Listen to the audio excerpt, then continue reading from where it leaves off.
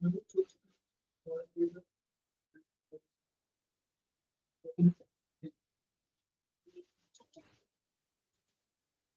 morning. Good morning, ma'am. Good morning, ma'am. Okay, നമ്മൾ കഴിഞ്ഞ ക്ലാസ്സിൽ ജനറൽ ടേംസ് എന്ന് പറഞ്ഞ ചാപ്റ്റർ കംപ്ലീറ്റ് ആയിരുന്നു കേട്ടോ. നെക്സ്റ്റ് പുതിയൊരു ചാപ്റ്റർ ആണ് തുടങ്ങുന്നത്, ഹോസ്പിറ്റൽ എത്തിക്സ് ആൻഡ് ലോസ് കേട്ടോ. നെക്സ്റ്റ് ചാപ്റ്റർ 5 ആണ് hospital ethics and law. Okay,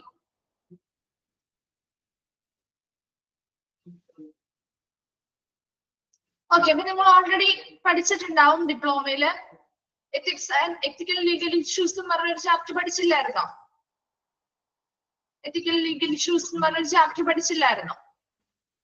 okay, അപ്പൊ അതുമായിട്ട് കുറച്ച് ബന്ധമൊക്കെ ഉള്ള ചാപ്റ്റർ തന്നെയാണ്. ഇതിലും നമ്മുടെ കുറെ അധികം എത്തിക്സുമായി ബന്ധപ്പെട്ട്, അതുപോലെ ലോസ്, അതും ഹോസ്പിറ്റലുമായി ബന്ധപ്പെട്ട് കുറെ നിയമങ്ങള്, അതിനുള്ള ആക്ടുകള്, ഇതൊക്കെ തന്നെ കുറെ പറയുന്നത് കേട്ടോ. ഇനി അതിന്റെ ഒരു ഭാഗത്ത് എന്ന് പറയുന്നത് എന്താണ്, ഹോസ്പിറ്റൽ എത്തിക്സുമായി ബന്ധപ്പെട്ട കുറച്ച് കാര്യങ്ങൾ, ഇതിലൊക്കെയാണ് കൂടുതൽ ഇത് പരാമർശിക്കപ്പെടുന്നത്. അങ്ങനെയുള്ള കുറച്ച് കാര്യങ്ങളാണ് ഒരു ഇൻട്രൊഡക്ഷൻ പോലെ പറയുന്നത്. അതിനുശേഷം നമ്മൾ പഠിക്കുന്നതെല്ലാം ഓരോ ആക്ടുകളെ കുറിച്ചാണ് പഠിക്കുന്നത് കേട്ടോ. ഹോസ്പിറ്റലുമായി ബന്ധപ്പെട്ട കുറെ നിയമങ്ങളാണ് നമ്മൾ പഠിക്കാം. അപ്പൊ അതിൽ ചാപ്റ്റർ 5 അല്ലെങ്കിൽ ഹോസ്പിറ്റൽ എത്തിക്സ് ആൻഡ് ലോയില് ആദ്യത്തെ ഇൻട്രൊഡക്ഷൻ ഭാഗമാണ് നമ്മൾ ആദ്യമായിട്ട് നോക്കുന്നത്. നോക്കി, ഫസ്റ്റ് ഇൻട്രൊഡക്ഷൻ ഭാഗം നോക്കാം. The Health Law and Ethics, that is HLE unit. Underline ചെയ്തിട്ടോ, ഹെൽത്ത് ലോ ആൻഡ് എത്തിക്സ് യൂണിറ്റിനെയാണ് HLE യൂണിറ്റ് എന്ന് പറയുന്നത്. ഷോർട്ട് ഫോം ആയിട്ട് ചോദിക്കാറുണ്ട് കേട്ടോ. HLE യൂണിറ്റ് അല്ലെങ്കിൽ health law and ethics unit. Support member states to develop, implement and evaluate legal and ethical frameworks. നോക്കി, അപ്പോ health law and ethics unit എന്ന് പറയുന്ന, അല്ലെങ്കിൽ നമ്മുടെ ആരോഗ്യകരമായിട്ടുള്ള health law and ethics unit support, എന്തിന് പിന്തുണ നൽകുന്നു എന്ന് പറയുന്നത്, മെമ്പർ സ്റ്റേറ്റ് ടു ഡെവലപ്പ്, അതിലെ അംഗങ്ങളായിട്ടുള്ള നമ്മുടെ ഈ ഹെൽത്ത് ലോ ആൻഡ് എത്തിക്സ് എന്നൊക്കെ പറയുന്നത് നമ്മുടെ വേൾഡ് ഹെൽത്ത് ഓർഗനൈസേഷൻ പോലെയുള്ള ഓർഗനൈസേഷനുകളാണ്. അവര് എന്തിനെ സപ്പോർട്ട് ചെയ്യുന്നു, അവര് അംഗങ്ങളായിട്ടുള്ള മെമ്പേഴ്സിന് അല്ലെങ്കിൽ അംഗരാജ്യങ്ങൾക്ക് എന്തിനുള്ള പിന്തുണയാണ് നൽകുന്നത്, ഈ ethics health law and ethics എന്ന് പറയുന്ന unit to develop, implement and evaluate legal and ethical frameworks.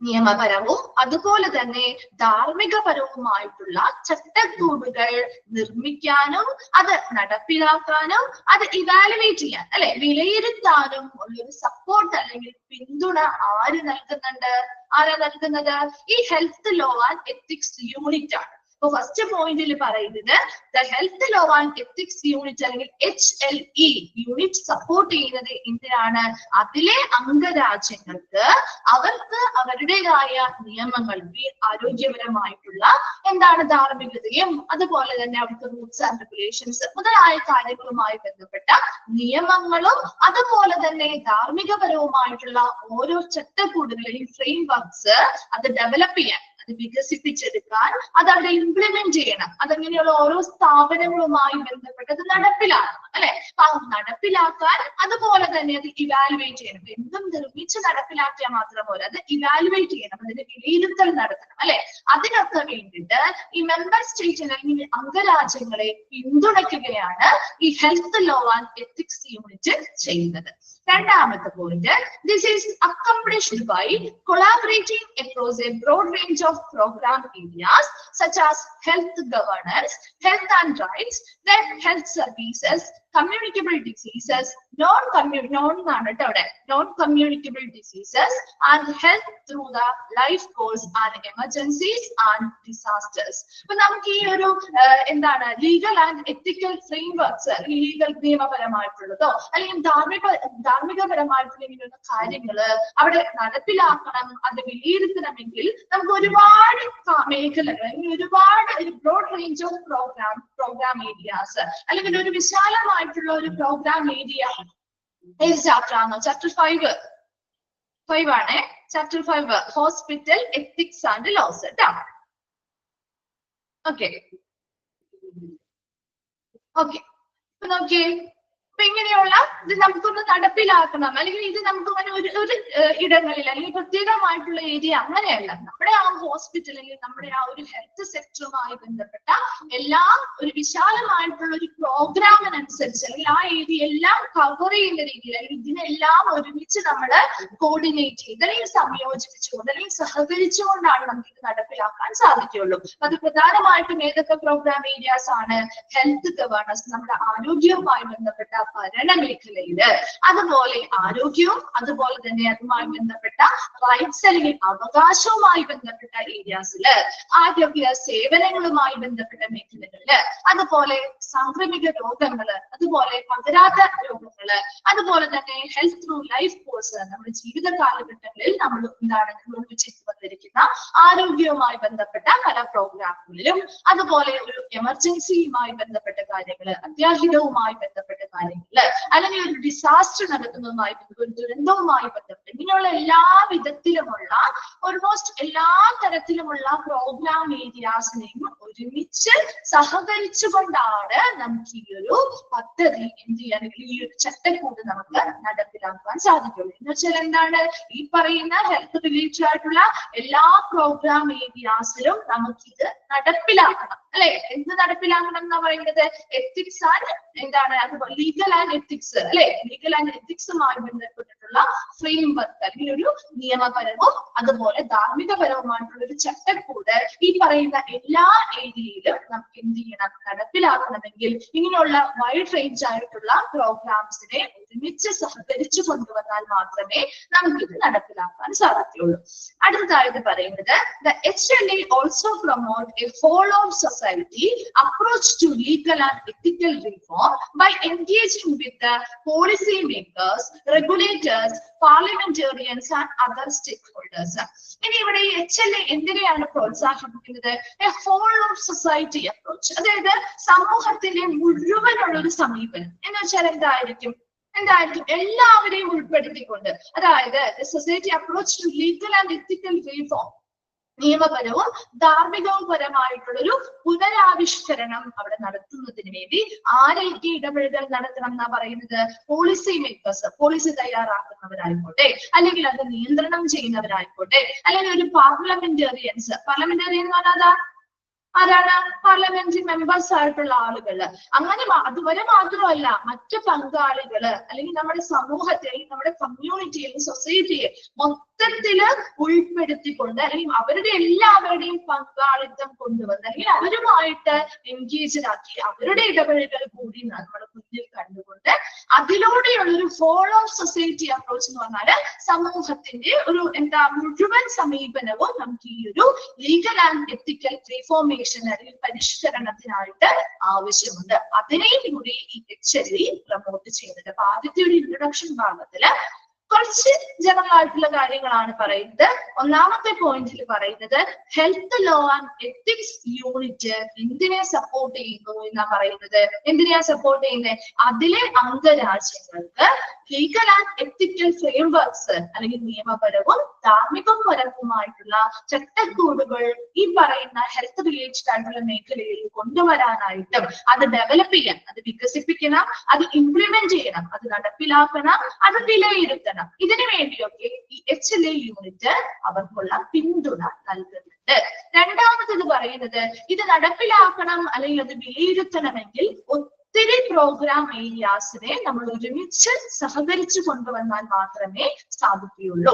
അതിനുവേണ്ടി പല പല പ്രോഗ്രാം ഏരിയാസ് ഉണ്ട്, അല്ലെ? Health governance, health and rights, അതുപോലെ ഹെൽത്ത് സർവീസുകൾ, നോൺ കമ്മ്യൂണിക്കബിൾ ഡിസീസുകൾ അല്ലെങ്കിൽ നമ്മുടെ കമ്മ്യൂണിക്കബിൾ ഡിസീസുകൾ, ഇങ്ങനെയുള്ള എമർജൻസി, അതുപോലെ ഡിസാസ്റ്റേഴ്സ്, ഇങ്ങനെയുള്ള എല്ലാ മേഖലയിലും ഈ പറയുന്ന ലോസ് ആൻഡ് എത്തിക്സ് നമുക്ക് നല്ല രീതിയിലുള്ള ഒരു ഫ്രെയിംവർക്ക് അവിടെ കൊണ്ടുവരണമെങ്കിൽ ഇതിനെ എല്ലാത്തിനെയും നല്ല രീതിയിൽ സഹകരിച്ചാൽ മാത്രമേ ഇത് നല്ല രീതിയിൽ നമുക്ക് നടപ്പിലാക്കാനും വിലയിരുത്താനും സാധിക്കുകയുള്ളൂ.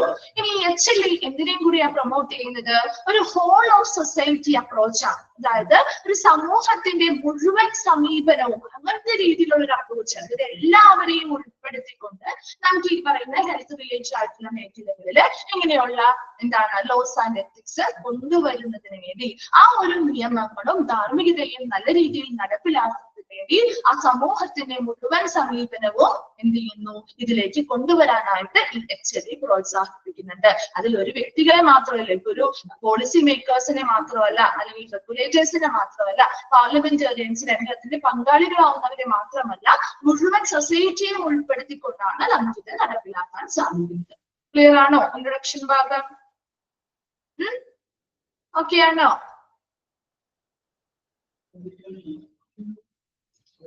ഓക്കെ, നെക്സ്റ്റ് വരുന്നത് മെഡിക്കൽ എത്തിക്സ് ആൻഡ് കണ്ടക്ട്. ഇനി പറയുന്ന കാര്യങ്ങൾ കുറച്ചും കൂടി നിങ്ങൾക്ക് കേട്ട് പരിചയമുള്ളതായിരിക്കും കേട്ടോ. Medical ethics and conduct. Conduct എന്ന് പറഞ്ഞാൽ പെരുമാറ്റം എന്നാണ് കേട്ടോ അർത്ഥം, പെരുമാറ്റം. അപ്പൊ മെഡിക്കൽ എത്തിക്സും അതുപോലെ തന്നെ അതുമായി ബന്ധപ്പെട്ട പെരുമാറ്റങ്ങൾ. അപ്പൊ നമുക്കറിയാം, ഓരോ ഹോസ്പിറ്റലിൽ ചെല്ലുമ്പോഴും അവർ പാലിക്കേണ്ട കുറെ എത്തിക്സ് ആൻഡ് കണ്ടക്റ്റുകൾ ഉണ്ട് അല്ലെ? ഇല്ലേ, നമ്മൾ പഠിച്ചിട്ടുണ്ടാവുമായിരിക്കും നിങ്ങൾ ഇതിൽ അല്ലെ? നമ്മൾ ഓരോ ഹോസ്പിറ്റലുകളും പാലിക്കേണ്ടതായിട്ടുള്ള കുറെ കാര്യങ്ങളുണ്ട്. അപ്പൊ അങ്ങനെയുള്ള കുറച്ച് കാര്യങ്ങളൊക്കെ നമ്മൾ ആദ്യം പറയുന്നുണ്ട് കേട്ടോ. അപ്പൊ അതിൽ ഒന്നാമത്തെ പോയിന്റ് നോക്കാം. Apart from his routine and usual clinical cases, a doctor will come across certain medico-legal issues at one time or the other during the practice of his profession. അതായത് ഇപ്പൊ ഒരു ഡോക്ടർ അവരുടെ പ്രൊഫഷന്റെ പ്രാക്ടീസുമായി ബന്ധപ്പെട്ട സമയങ്ങളിൽ ഇപ്പൊ അവരുടെ തന്നെ പതിവായിട്ടുള്ള, ഇപ്പൊ സാധാരണയായിട്ടുള്ള പതിവായിട്ടുള്ള റൊട്ടീൻ അല്ലാതെ, അതായത് സാധാരണ ക്ലിനിക്കൽ കേസുകൾ മാത്രമല്ലാതെ ചിലപ്പോ ചില മെഡിക്കോ ലീഗൽ ഇഷ്യൂസ് ഒക്കെ അവർ എന്ത് ചെയ്യേണ്ടതായിട്ട് വരും. അവരുടെ ആ ഒരു പ്രാക്ടീസിന്റെ സമയത്ത്, അവരുടെ പ്രൊഫഷനുമായി ബന്ധപ്പെട്ട അവർ പ്രാക്ടീസിങ് ചെയ്യുന്ന സമയത്ത് ചിലപ്പോൾ പല മെഡിക്കൽ ലീഗൽ കേസുകളോ അല്ലെങ്കിൽ പ്രശ്നങ്ങളൊക്കെ അവർ നേരിടേണ്ടതായിട്ട് വരും. സാധാരണ ക്ലിനിക്കൽ കേസുകൾ അല്ലാതെ ഇതും നേരിടേണ്ടതായിട്ട് വരാം അല്ലെ? അതാണ് ഒന്നാമത്തെ പോയിന്റിൽ പറയുന്നത്. ഇനി the duties and obligations of doctors are enlisted in the laws of the land and different codes of medical ethics and declaration. ഇപ്പൊ ഇങ്ങനെ ഏതൊരു കേസ് വന്നാലും, അതായത് ഒരു ക്ലിനിക്കൽ കേസ് ആയിക്കോട്ടെ, ചാപ്റ്റർ 5 ആണ് കേട്ടോ, ഹോസ്പിറ്റൽ എത്തിക്സ് ആൻഡ് ലോ ട്ടോ. നോക്കിയേ, ഇപ്പൊ ഏതൊരു കേസ് വന്നു, ഇപ്പൊ ഒരു ക്ലിനിക്കൽ കേസ് ആയിക്കോട്ടെ, ഒരു മെഡിക്കോ ലീഗൽ കേസ് ആയിക്കോട്ടെ, അത് ഓരോന്നുമായി ബന്ധപ്പെട്ട് ആ ഡോക്ടേഴ്സ് ചെയ്യേണ്ട കുറച്ച് കടമകളുണ്ട് അല്ലെ? കുറച്ച് ധാർമ്മിക ഉത്തരവാദിത്തങ്ങൾ അല്ലെങ്കിൽ ധാർമ്മിക ബാധ്യതയുണ്ട് അല്ലെ? അപ്പൊ ഇങ്ങനെയുള്ള കാര്യങ്ങളൊക്കെ നമ്മുടെ രാജ്യത്തെ നിയമങ്ങളിലും അതുപോലെ തന്നെ മെഡിക്കൽ എത്തിക്സുകളുടെ പല മെഡിക്കൽ എത്തിക്സ് കോഡ്സ് ഉണ്ട്. കോഡുകളിലും ഒക്കെ ഡിഫറെന്റ് ആയിട്ട് രീതിയിൽ പല ഡിക്ലറേഷൻസ് ആണ്, പല പ്രഖ്യാപനങ്ങളിലും ഒക്കെ ഇത് വ്യക്തമായിട്ട് എന്ത് ചെയ്തിട്ടുണ്ട്, അത് വ്യക്തമായിട്ട് അതിൽ പറഞ്ഞിട്ടുമുണ്ട്. അപ്പൊ ഈ പറയുന്ന കാര്യങ്ങളാണ്, ഇതിൽ പറഞ്ഞിരിക്കുന്ന ഓരോ കാര്യങ്ങളും ആര് പാലിക്കേണ്ട കാര്യങ്ങൾ തന്നെയാണ്, ആ ഡോക്ടേഴ്സ് പാലിക്കേണ്ട കടമകളുടെ ചുമതലകളാണ്. അപ്പൊ അതിങ്ങനെയുള്ളത് ഒരു ക്ലിനിക്കൽ കേസ് മാത്രമല്ല അവർ നോക്കേണ്ടത്. ഒരു മെഡിക്കോ ലീഗൽ കേസ് വന്നാലും അതെങ്ങനെ കൈകാര്യം ചെയ്യണം, അതെങ്ങനെയാണ് അതിനുമായി ബന്ധപ്പെട്ട കടമകൾ ചെയ്യേണ്ടത്, ഇങ്ങനെയുള്ള എല്ലാ കാര്യങ്ങളും നമ്മുടെ രാജ്യത്തെ നിയമങ്ങളിലും അതുപോലെ തന്നെ വിവിധ മെഡിക്കൽ കോഡുകളിലും അതുപോലെ ഡിക്ലറേഷൻസ് പല പ്രഖ്യാപനങ്ങളിലും ഉൾപ്പെടുത്തിയിട്ടുണ്ട്. അതിൽ പ്രധാനപ്പെട്ട കുറച്ച് ഡിക്ലറേഷൻസ് അല്ലെങ്കിൽ ആ ഉൾപ്പെടുത്തിയിട്ടുള്ള കുറച്ച് കാര്യങ്ങളാണ്. എന്തിനൊക്കെയാണ് പ്രധാനമായിട്ടും അവരുടെ ഡ്യൂട്ടീസും ഒബ്ലിഗേഷൻസും ധാർമ്മിക ബാധ്യത, അത് എന്തിലൊക്കെയാണ് പ്രധാനമായിട്ടും ഉൾപ്പെടുത്തിയിരിക്കുന്നതാണ് ഇനി നമ്മൾ നോക്കുന്നത്. ഇനി പറയുന്ന പോയിന്റ്സ് എല്ലാം അതുമായി ബന്ധപ്പെട്ടതാണ് കേട്ടോ. ഒന്നാമത്തതിൽ പറയുന്നതാണ് ഹിപ്പോക്രാറ്റിക് ഓത്ത്. എന്താണ് ഹിപ്പോക്രാറ്റിസ്? നമ്മൾ പഠിച്ചിട്ടുണ്ടാവും അല്ലെ? പഠിച്ചില്ലായിരുന്നോ? പഠിച്ചില്ലേ? ഫസ്റ്റ് സെക്കൻഡ് ചാപ്റ്ററിൽ പഠിച്ചില്ലായിരുന്നോ? ഹിപ്പോക്രാറ്റിക് ഓത്ത് ഡിപ്ലോമയിലാണ് കേട്ടോ പഠിച്ചതല്ലേ ഹിപ്പോക്രാറ്റ്സിനെ. ഇവിടെ ഹിപ്പോക്രാറ്റിക് ഓത്ത് എന്ന് പറഞ്ഞാല് ഒരു ഡോക്ടർമാര് എടുത്തിരുന്ന ഒരു പുരാതന ധാർമ്മിക പ്രതിജ്ഞയാണ് ഹിപ്പോക്രാറ്റിക് ഓത്ത്. ഹിപ്പോക്രാറ്റ് എന്ന പേര് കേൾക്കുമ്പോൾ തന്നെ അറിയാൻ പറ്റില്ല, പഴയതാണ് അല്ലെ? ഒത്തിരി പഴയതാണ്, പുരാതനമാണെന്ന് മനസ്സിലാക്കുക. എന്താണെന്നൊന്നും പഠിക്കാനില്ല, എന്നാലും ജസ്റ്റ് മിസ് ഒന്ന് പറഞ്ഞു തരാം കേട്ടോ, എന്നാൽ മാത്രമേ നിങ്ങൾക്ക് ഇത് കണ്ടിന്യൂഷൻ കിട്ടുള്ളൂ. അപ്പൊ ഹിപ്പോക്രാറ്റിക് ഓത്ത് എന്ന് പറഞ്ഞാൽ ഡോക്ടർമാർ എടുത്തിരുന്ന ഒരു പുരാതന ഒരു എത്തിക്സുമായി ബന്ധപ്പെട്ട ഒരു പ്രതിജ്ഞയാണ്. അവരെടുക്കില്ല. ഇപ്പൊ ഡോക്ടേഴ്സ് ഒക്കെ അവര് പ്രൊഫഷണൽ ഇപ്പൊ ഡിഗ്രി ബിരുദം ഒക്കെ പാസ്സായി കഴിയുമ്പോൾ ഡിപ്ലോമ ഒക്കെ പാസ്സായിക്കുമ്പോൾ ഒരു പ്രതിജ്ഞ ചൊല്ലില്ലേ? കണ്ടിട്ടുണ്ടോ? കണ്ടിട്ടില്ലേ ഒരു പ്രതിജ്ഞ ചൊല്ലുന്നത് അവര്? അത് തന്നെയാണ് കേട്ടോ. അതിന്റെ പുരാതന രൂപമാണ് ഹിപ്പോക്രാറ്റിക് ഓത്ത് എന്ന് പറയുന്നത്. അപ്പൊ ആ ഒരു ഹിപ്പോക്രാറ്റിക് ഓത്തിൽ അവരെന്താ പറയുന്നത്? ഞാൻ എന്റെ വരുന്ന പേഷ്യൻസിനെ നല്ല രീതിയിൽ പരിചരിക്കുന്നു, അവരുടെ റൈറ്റ്സ്, അവരുടെ എല്ലാ രീതിയിലുള്ള കാര്യങ്ങളും ഞാൻ എന്ത് ചെയ്യുന്നു, എന്റെ കടമകൾ ഞാൻ അവരുമായിട്ട് ബന്ധപ്പെട്ട അവരുടെ എല്ലാ കടമകളും നന്നായിട്ട് എന്ത് ചെയ്യുന്നു, ചെയ്തു കൊടുക്കും. അങ്ങനെയുള്ള കുറെ കാര്യങ്ങളാണ് അതിൽ എന്ത് ചെയ്യുക, വിവരിച്ചുകൊണ്ടാണ് അവരത് ആ ഒരു പ്രതിജ്ഞ ചെയ്യുന്നത് അല്ലെ. അപ്പൊ അവർ ആ പ്രതിജ്ഞയുമായി ബന്ധപ്പെട്ട കാര്യങ്ങളാണ് ഇനി നമ്മൾ പറയുന്ന രണ്ടെണ്ണം. അതിൽ ഒന്നാമത്തതാണ് ഹിപ്പോക്രാറ്റിക് ഓത്ത് എന്ന് പറയുന്നത്. അത് പുരാതനമായിട്ട് ഡോക്ടർമാർ എടുത്തിരുന്ന ഒരു ധാർമ്മിക പ്രതിജ്ഞയാണ്, ഇത് എത്തിക്സുമായി ബന്ധപ്പെട്ട ഒരു പ്രതിജ്ഞയാണ്. അപ്പൊ ഇതൊരു ആൻഷ്യന്റ് ആയതുകൊണ്ട് തന്നെ, പുതിയതരമായിട്ടുള്ളത് കൊണ്ട് തന്നെ ഇതില് ശരിക്കും പ്രധാനമായിട്ടും അവരുടെ ആ ഒരു ഡോക്ടർ അവരുടെ മെഡിക്കൽ പ്രൊഫഷനുമായി ബന്ധപ്പെട്ട് അവരുടെ ഉത്തരവാദിത്തങ്ങൾ എന്തൊക്കെയാണോ അതാണ് ഈ ഒരു പ്രതിജ്ഞയിൽ അവർ പ്രധാനമായിട്ട് വിവരിക്കുന്നത്. മനസ്സിലായോ? അപ്പൊ ഡോക്ടർ അല്ലെങ്കിൽ രോഗികളോടുള്ള അല്ലെ, ഡോക്ടറിന് ആ ഒരു മെഡിക്കൽ പ്രൊഫഷനുമായി ബന്ധപ്പെട്ട് രോഗികളോട് എന്തൊക്കെ ഉത്തരവാദിത്തങ്ങളാണ് ഉള്ളത് അതെല്ലാം ഈ ഒരു പ്രതിജ്ഞയിൽ അവര് എന്ത് ചെയ്യുന്നുണ്ടാവും, വിവരിക്കും. ക്ലിയർ ആണോ? ഇനി രോഗിയുടെ, അപ്പൊ ഇതിൽ പ്രധാനമായിട്ടും രോഗിയുടെ ആരോഗ്യത്തിനായിരിക്കും അവർ മുൻഗണന നൽകുക, അങ്ങനെയുള്ള കാര്യങ്ങളാണ് കൂടുതലും പറയുന്നത്. അതുപോലെ അവരുടെ സ്വകാര്യതയും അനുഭവമായിരിക്കും, അവർക്ക് യാതൊരുവിധ ഹാം അല്ലെങ്കിൽ ദോഷങ്ങളൊന്നും ഉണ്ടാവാതെ അതൊക്കെ ഒഴിവാക്കും. ഇങ്ങനെയുള്ള കാര്യങ്ങളാണ് പ്രധാനമായിട്ടും ആ ഒരു ഓത്ത് അല്ലെങ്കിൽ പ്രതിജ്ഞയില് എന്ത് ചെയ്യുന്നത്, ഡീൽ ചെയ്യുന്ന കാര്യങ്ങൾ, ഈ വിവരിക്കുന്ന കാര്യങ്ങൾ. ക്ലിയർ ആണോ? ഹിപ്പോക്രാറ്റിക് ഓത്ത് എന്താണെന്ന് മനസ്സിലായോ? പുരാതനമായിട്ട് നമ്മുടെ പുരാതനമായിട്ട് ഡോക്ടർമാര് ഉപയോഗിച്ചിരുന്ന ഒരു എത്തിക്കൽ പ്രതിജ്ഞയാണ്. ക്ലിയർ ആണോ അത്? ഓക്കെ. ഇനി അടുത്തത് അതിന്റെ കണ്ടിന്യൂഷൻ ആണ്, declaration of Geneva. Declaration of Geneva എന്ന് പറഞ്ഞാല് ഇതൊരു ജനീവയിൽ നടന്നൊരു പ്രതിജ്ഞയാണ്. ഡിക്ലറേഷൻ എന്ന് പറഞ്ഞ പ്രഖ്യാപനം തന്നെയാണ്, പക്ഷെ ഇതൊരു പ്രതിജ്ഞയാണ്. ഇത് നമ്മുടെ നിലവില് ഇപ്പൊ നമ്മുടെ ഡോക്ടേഴ്സ് യൂസ് ചെയ്യുന്ന ഒരു പ്രതിജ്ഞയില്ലേ, അതൊരു ആൻഷ്യന്റ് ആയിരുന്നു, പുരാതനമായിരുന്നു അല്ലെ. അതിന്റെ, അതായത് ഹിപ്പോക്രാറ്റിക് ഓത്തിന്റെ ഒരു ആധുനിക രൂപത്തിലുള്ള പ്രതിജ്ഞയാണ് ഡിക്ലറേഷൻ ഓഫ് ജനീവ എന്നറിയപ്പെടുന്നത്. മനസ്സിലാവുന്നുണ്ടോ? അപ്പൊ ആ ഒരു ഓത്തില് ചില മാറ്റങ്ങളൊക്കെ വരുത്തി അവർ ഒന്നും കൂടി എന്ത് ചെയ്തു, ഈ ജനീവയിൽ ഒരു കോൺഫറൻസ് നടന്നു, അല്ലെങ്കിൽ ജനീവയിൽ ലോക മെഡിക്കൽ അസോസിയേഷൻ ഒരു പൊതുസഭ നടന്നിരുന്നു. ആ പൊതുസഭയില് ഇവരെന്ത് ചെയ്തു, 1948 നടന്നത്. അവർ ഈ ഒരു ജനീവ പ്രഖ്യാപനം അംഗീകരിച്ചതും 1948. അത് ലോക മെഡിക്കൽ അസോസിയേഷന്റെ ഒരു പൊതുസഭയായിരുന്നു. ആ ഒരു പൊതുസഭയില് ഇവരെന്ത് ചെയ്തു, ഈ ഹിപ്പോക്രാറ്റിക് ഓത്തിനെ കുറച്ചൊന്ന് മോഡേണൈസ് ചെയ്തു, ആധുനീകരിച്ചിട്ട് അവരത് എന്ത് ചെയ്തു, അവിടെ പ്രസന്റ് ചെയ്യുകയും അത് ആ ഒരു സമ്മേളനത്തിൽ അല്ലെങ്കിൽ ആ ഒരു പൊതുസഭയിൽ അത് അംഗീകരിക്കുകയും ചെയ്യപ്പെട്ടു. അതുകൊണ്ടാണ് അതിനെ ഡിക്ലറേഷൻ ഓഫ് ജനീവ അല്ലെങ്കിൽ ജനീവ പ്രഖ്യാപനം എന്ന് അറിയപ്പെടുന്നത്. ശരിക്കും പ്രതിജ്ഞ തന്നെയാണ് കേട്ടോ. ആ ഒരു പ്രതിജ്ഞയിൽ തന്നെയാണ് നമ്മൾ എന്തെന്ന് പറയുന്നത്, ഈ ഒരു ഡിക്ലറേഷൻ എന്നതുകൊണ്ട് ഉദ്ദേശിക്കുന്നത് കേട്ടോ. ഇത് ലോകത്തിലെ എന്താണ്, എല്ലാ ഡോക്ടേഴ്സിനും മൊത്തത്തിലുള്ളതാണ്. ലോകത്തിലെ എല്ലാ ഡോക്ടേഴ്സിനും അവരുടെ മെഡിക്കൽ ബിരുദമോ അല്ലെങ്കിൽ ഡിപ്ലോമയൊക്കെ നേടുമ്പോൾ നൽകുന്ന ഒരു പ്രതിജ്ഞയാണ്, ഒരു സത്യപ്രതിജ്ഞ അല്ലെങ്കിൽ ഒരു വാഗ്ദാനം ചെയ്യുന്ന പോലെയുള്ള ഒരു പ്രതിജ്ഞയാണ് ഈ ഡിക്ലറേഷൻ ഓഫ് എന്താ ജനീവ അല്ലെങ്കിൽ ആ ഒരു പ്രതിജ്ഞ എന്ന് പറയുന്നത്. അപ്പൊ ഈ ഹിപ്പോക്രാറ്റസിന്റെ പുരാതന സത്യപ്രതിജ്ഞ അല്ലെങ്കിൽ ഓത്ത് എങ്ങനെയായിരുന്നു, അതിൽ കുറച്ച് എന്താണ് മാറ്റങ്ങളൊക്കെ വരുത്തി പുതിയതായിട്ട് ആധുനികവൽക്കരിച്ച ഒരു പ്രതിജ്ഞയാണ് ജനീവ ഡിക്ലറേഷൻ എന്ന് പറയുന്നത്. അത് ഈ പറയുന്ന 1948 നടന്ന ആ ഒരു പൊതുസഭയിൽ അംഗീകരിച്ചതുകൊണ്ട് അതിന് ജനീവ പ്രഖ്യാപനം എന്നറിയപ്പെടുന്നു. അതാണ്. ക്ലിയർ ആണോ? രണ്ട് മനസ്സിലായോ? ഹിപ്പോക്രാറ്റിക് ഓത്ത് എന്ന് പറയുന്നത് പുരാതനമായിട്ടുണ്ടായിരുന്നതായിരുന്നു, ഒരു പ്രതിജ്ഞയായിരുന്നു. അതിനെ മോഡേണൈസ് ചെയ്ത രൂപമാണ് ഡിക്ലറേഷൻ ഓഫ് ജനീവ എന്നറിയപ്പെടുന്നത്. ഓക്കെ ആണോ? രണ്ടും ക്ലിയർ ആണോ നിങ്ങൾക്ക്? അത് മനസ്സിലായെങ്കിൽ മാത്രമേ അടുത്തത് പറയുമ്പോൾ ക്ലിയർ ആവുള്ളൂ കേട്ടോ. ഓക്കെ.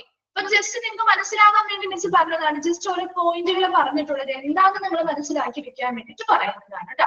പേരിൽ നിന്ന് തന്നെ നിങ്ങൾക്ക് മനസ്സിലാവാം. ഹിപ്പോക്രാറ്റസ് എന്ന് പറഞ്ഞാൽ പുരാതനമായിട്ടുള്ള ഒരു വ്യക്തിയായിരുന്നു. അദ്ദേഹത്തെ അത് അങ്ങനെ ഒന്ന് ആലോചിച്ചാൽ മതി കേട്ടോ.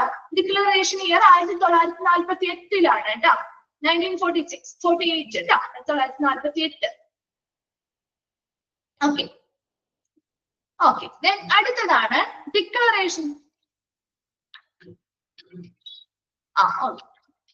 Declaration of Helsinki on medical research.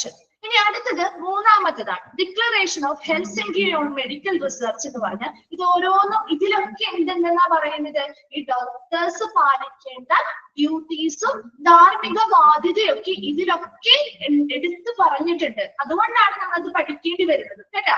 ഇതിൽ നമ്മൾ പറഞ്ഞില്ലേ ഓൾറെഡി, നമ്മുടെ രാജ്യത്തുള്ള നിയമങ്ങളില് അതുപോലെ പല കോഡ്സ് ഓഫ് എത്തിക്സുകളില് പല ഡിക്ലറേഷൻസ് അല്ലെങ്കിൽ പല പ്രഖ്യാപനങ്ങളിലും ഈ ഡോക്ടേഴ്സ് പാലിക്കേണ്ട അവരുടെ ഡ്യൂട്ടീസ് എന്തൊക്കെ തന്നെയാണ് കടമകള്. അതുപോലെ തന്നെ അവരുടെ ധാർമ്മിക ബാധ്യതകളെല്ലാം ഇതിലൊക്കെ എന്ത് ചെയ്യുന്നുണ്ട്, സ്പഷ്ടമായിട്ട് പറഞ്ഞിട്ടുണ്ട്. അതിൽ ഏതിലൊക്കെയാണ് പ്രധാനമായിട്ടും ഉള്ളത് എന്ന ഒരു ലിസ്റ്റാണ് നമ്മൾ പറയുന്നത്. അതായത് ആ ഒരു പോയിന്റിന് കീഴിൽ വരുന്ന പോയിന്റ്സ് ആണ് കേട്ടോ അത്. ആ ഡ്യൂട്ടീസ് ഒബ്ലിഗേഷൻസ് എന്ന് പറഞ്ഞ പോയിന്റിന് കീഴിൽ വരുന്ന പോയിന്റ്സ് ആണ് ബാക്കിയുള്ളത്. രണ്ടെണ്ണം നമ്മൾ പറഞ്ഞു കഴിഞ്ഞു. മൂന്നാമത്തത് declaration of Helsinki on medical research. ഇത് ആ പേരിൽ നിന്ന് തന്നെ നിങ്ങൾക്ക് മനസ്സിലാവും ഇത് എന്തിനെ കുറിച്ചുള്ള ഒരു പ്രഖ്യാപനമാവാം. ഇതൊരു സെറ്റ് ഓഫ് എന്താണ് എത്തിക്കൽ പ്രിൻസിപ്പിൾസ് ആണ്. അതായത് നമ്മുടെ വേൾഡ് മെഡിക്കൽ അസോസിയേഷൻ ഡെവലപ്പ് ചെയ്തിട്ടുള്ള ഒരു സെറ്റ് ഓഫ് എത്തിക്കൽ പ്രിൻസിപ്പിൾസ് ആണ് declaration of Helsinki on medical research എന്ന് പറയുന്നത്. എന്തിനു വേണ്ടിയിട്ടുള്ള ഒരു എത്തിക്കൽ പ്രിൻസിപ്പിൾ ആയിരിക്കാം? അപ്പൊ ഇംഗ്ലീഷിൽ നിന്ന് കിട്ടുമല്ലോ നിങ്ങൾക്ക്. എത്തിക്കൽ പ്രിൻസിപ്പിൾസ് ആണ് റിസർച്ചുമായി ബന്ധപ്പെട്ട മെഡിക്കൽ റിസർച്ചുമായി ബന്ധപ്പെട്ട ഒരു പ്രഖ്യാപനമാണ്. അപ്പൊ മെഡിക്കൽ റിസർച്ചുമായി ബന്ധപ്പെട്ട് വേൾഡ് മെഡിക്കൽ അസോസിയേഷൻ ഡെവലപ്പ് ചെയ്തിട്ടുള്ള ഒരു സെറ്റ് ഓഫ് എത്തിക്കൽ പ്രിൻസിപ്പിളുകളാണ്, ഒരു ധാർമ്മിക തത്വങ്ങളെയാണ് declaration of Helsinki on medical research പറയുന്നത്. അപ്പൊ നമ്മൾ മെഡിക്കൽ റിസർച്ചുകൾ ചെയ്യുമ്പോൾ അത് ആ ഒരു പ്രഖ്യാപനത്തെ, ആ ഒരു ധാർമ്മിക തത്വങ്ങളുടെ ആ ഒരു പ്രഖ്യാപനമായതുകൊണ്ടാണ് അതൊരു ഡിക്ലറേഷൻ എന്നുള്ളത് ഉദ്ദേശിക്കുന്നത്. ഇത് നമ്മുടെ രോഗികളുടെ ക്ഷേമം. അപ്പൊ ഈ ഒരു മെഡിക്കൽ റിസർച്ച് ചെയ്യുമ്പോൾ അതിൽ മുൻഗണന കൊടുക്കേണ്ടത് നമ്മുടെ പേഷ്യൻസിന്റെ വെൽബീങ് അല്ലെങ്കിൽ നമ്മുടെ ക്ഷേമം, പേഷ്യൻസിന്റെ ക്ഷേമമാണ്. അതുപോലെ തന്നെ മനുഷ്യ പങ്കാളിത്തം നമ്മൾ അതിൽ ഊന്നൽ നൽകുന്നുണ്ട്. അപ്പൊ മെഡിക്കൽ റിസർച്ച് എന്ന് പറയുമ്പോൾ നമ്മുടെ മനുഷ്യരുമായി ബന്ധപ്പെട്ട അവരുടെ പങ്കാളിത്തം ഉൾപ്പെടുത്തിക്കൊണ്ടായിരിക്കണം ആ റിസർച്ച് ചെയ്യേണ്ടത്. അവരുടെ ക്ഷേമമായിരിക്കണം നമ്മൾ മുന്നിൽ കാണേണ്ടത്. അതുപോലെ റിസർച്ചുമായിട്ട് എല്ലാ രീതിയിലും എത്തിക്സ് അല്ലെങ്കിൽ ധാർമ്മികത പാലിച്ചുകൊണ്ടായിരിക്കണം നമ്മൾ അത് ചെയ്യേണ്ടത്. അങ്ങനെയുള്ള കുറെ കാര്യങ്ങളാണ് ഈ ഒരു ഡിക്ലറേഷനിൽ പ്രഖ്യാപനത്തിൽ പ്രധാനമായിട്ട് പറയുന്നത്. ഒരു എത്തിക്കൽ ആയിട്ട് എങ്ങനെ നമുക്കൊരു മെഡിക്കൽ റിസർച്ച് ചെയ്യാം, അതായത് ഹ്യൂമൻ സബ്ജക്റ്റുകളാണ് നമ്മൾ ഇവിടെ ചെയ്യുന്നത് അല്ലെ. മനുഷ്യരുമായി ബന്ധപ്പെട്ട വിഷയങ്ങളല്ലേ നമ്മളിവിടെ മെഡിക്കൽ റിസർച്ചുകളിൽ ചെയ്യുന്നത്. അപ്പൊ സ്വാഭാവികമായിട്ടും അവർക്ക് എങ്ങനെ നമുക്ക് നല്ല രീതിയിലുള്ള പരിചരണങ്ങൾ കൊടുക്കാം, എങ്ങനെ അവരുടെ ഹെൽത്ത്, ആരോഗ്യം എങ്ങനെ നല്ല രീതിയിൽ കൊണ്ടുവരാം, അവരുടെ ക്ഷേമം എങ്ങനെ നമുക്ക് മുന്നോട്ട് കൊണ്ടുപോകാം, അതൊരു പോപ്പുലേഷൻ, ഒരു സൊസൈറ്റിയെ കൺസിഡർ ചെയ്തുകൊണ്ടാണ് നമ്മൾ ഓരോ റിസർച്ചുകളും ചെയ്യുന്നത്. ഹ്യൂമൻ സബ്ജക്റ്റ് ആയതുകൊണ്ട് തന്നെ കൃത്യമായിട്ട് നമ്മുടെ ട്രയലുകൾ കാര്യങ്ങളൊക്കെ ചെയ്ത് നോക്കും അല്ലെ. ട്രയലുകൾ കാര്യങ്ങൾ ചെയ്ത് നോക്കില്ല, ഒരു റിസർച്ച് ആവുമ്പോൾ ഓരോ കാര്യങ്ങളെയും പറ്റിയും. അപ്പൊ അവിടെ യാതൊരുവിധ മനുഷ്യർക്ക് യാതൊരുവിധ ദോഷവും ഇല്ലാത്ത രീതിയിൽ വേണം ചെയ്യാനായിട്ട്. അങ്ങനെ കുറെ എത്തിക്സ് നമ്മൾ ഇവിടെ പാലിച്ചുകൊണ്ടായിരിക്കണം ഈ റിസർച്ചുമായി ബന്ധപ്പെട്ട പ്രവർത്തനങ്ങൾ ചെയ്യേണ്ടത്. അപ്പൊ ആ ഒരു റിസർച്ച് കണ്ടക്ട് ചെയ്യുന്നതുമായി ബന്ധപ്പെട്ട് അവര് പാലിക്കേണ്ട കുറെ റെസ്പോൺസിബിലിറ്റി, അതുപോലെ തന്നെ ധാർമ്മികത, കുറെ കാര്യങ്ങൾക്ക് മുൻഗണന കൊടുക്കേണ്ടതായിട്ടുണ്ട്. അങ്ങനെയൊക്കെയുള്ള കുറെ കാര്യങ്ങളാണ് ഈ പറയുന്ന declaration of Helsinki on medical റിസർച്ചിൽ പറയുന്നത്. ക്ലിയർ ആണോ അത്? ആ പേരിൽ നിന്ന് തന്നെ നിങ്ങൾക്ക് മനസ്സിലാവും മെഡിക്കൽ റിസർച്ചുമായി ബന്ധപ്പെട്ടുള്ള ഡിക്ലറേഷൻസ് ആണ്. ഓക്കെ, അടുത്തത് international code of medical ethics. ഇത് കേട്ടതാണോ ഇതിന്റെ അല്ലെ? International code of medical ethics പേര് കേട്ടിട്ടുണ്ടാവുമല്ലോ, കേട്ടിട്ടുണ്ടോ? ഉണ്ട്. Okay, international code of medical ethics എന്ന് പറഞ്ഞാൽ എന്തായിരിക്കും?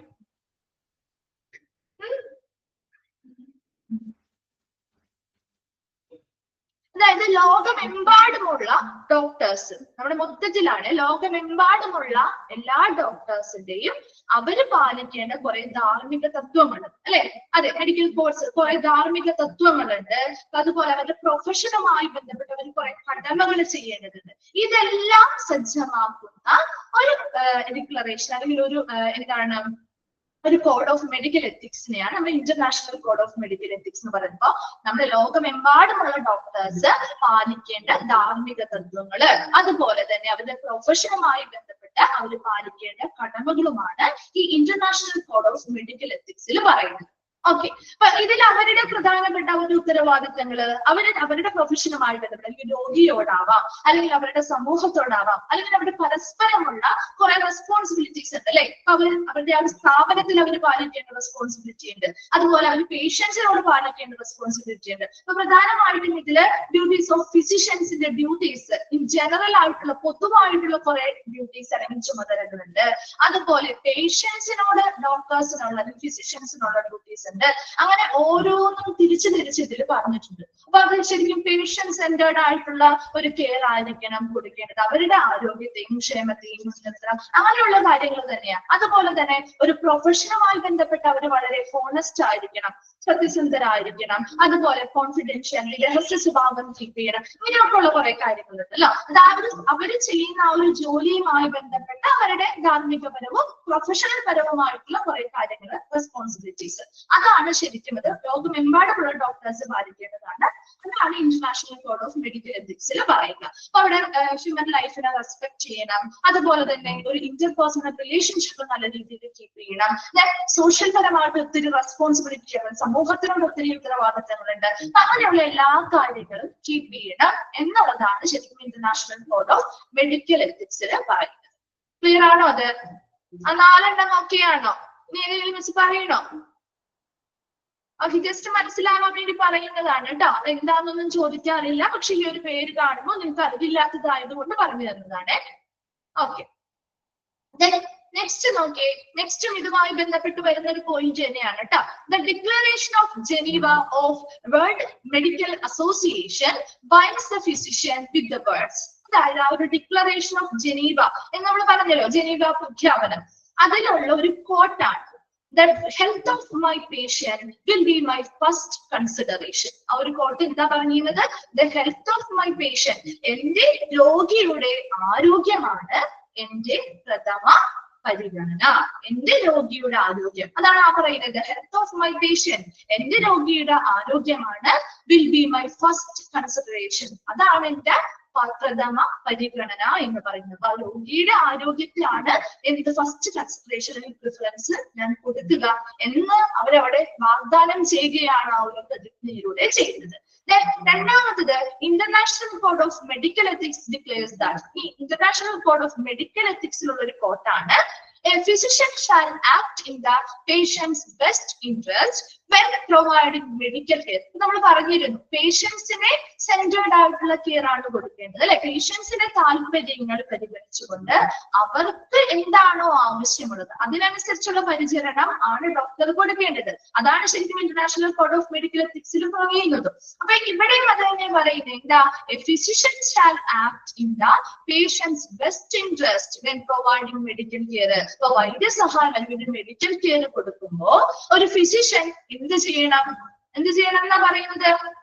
രോഗിയുടെ ഏറ്റവും നല്ല താല്പര്യങ്ങൾ കണക്കിലെടുത്താണ് പ്രവർത്തിക്കേണ്ടത്, അല്ലെങ്കിൽ ഞാൻ അങ്ങനെ പ്രവർത്തിക്കും എന്നാണ് ഇതിൽ പറയുന്നത്. മനസ്സിലായോ? ഫിസിഷ്യൻ എന്ത് ചെയ്യണം? ഒരു മെഡിക്കൽ കെയർ അല്ലെങ്കിൽ വൈദ്യപരിചരണം കൊടുക്കുമ്പോൾ അവിടെ എന്താണ് ഫിസിഷ്യൻ കൺസിഡർ ചെയ്യേണ്ടത്?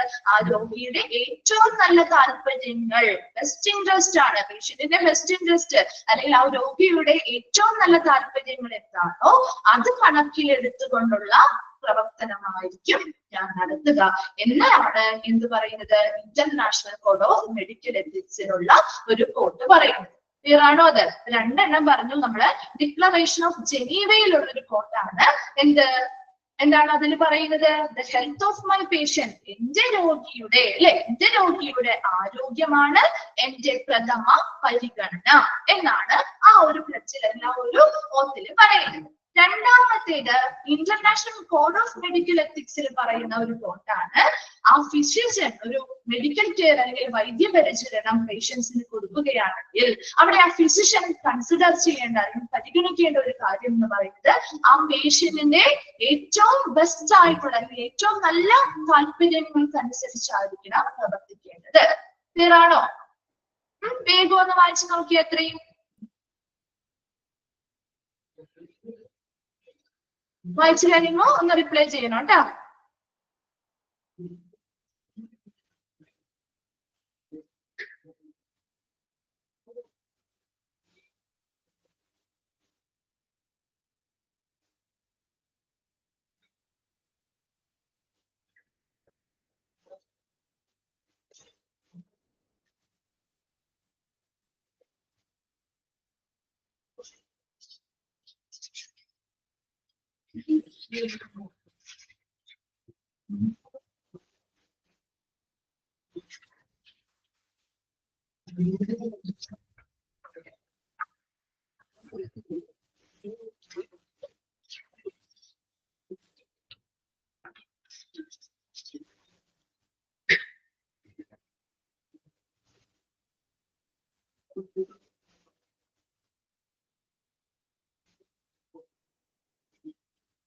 വായിച്ചു കഴിയുമ്പോ ഒന്ന് റിപ്ലൈ ചെയ്യണേ.